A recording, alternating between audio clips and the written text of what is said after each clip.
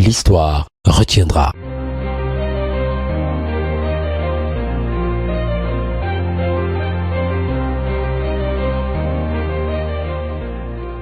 Je vais commencer par la jeunesse africaine, que je serai un peu plus dur pour la jeunesse africaine.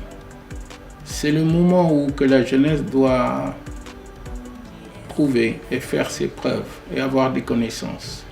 La plupart de la jeunesse, cette jeunesse africaine, n'ont pas de formation en règle générale.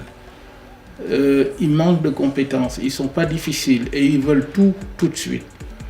Et ils ont toujours tendance, dans leur révolution, de vouloir casser tout ce qui se passe dans leur pays, en sachant que c'est les parents qui payent, quand ils payent les impôts, etc. et tout ça.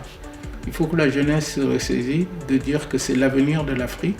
C'est à eux d'être très compétents et patients et de ne pas rentrer dans la politique à 100%.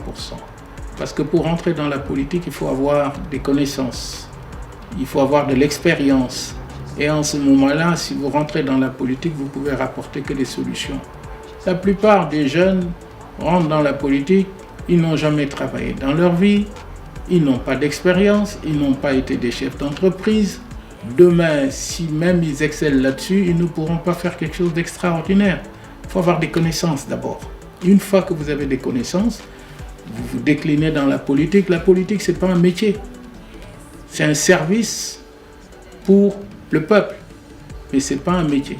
Il faut avoir d'abord un métier de base, être un chef d'entreprise ou être un décideur en tout cas dans tout, et qu'on a des preuves et de superviser, donc gérer du personnel, et que par la suite on peut se décliner, de se lancer dans la politique. Mais je pense que surtout la jeunesse africaine doit faire très attention et de ne pas aller dans des mouvements de destruction.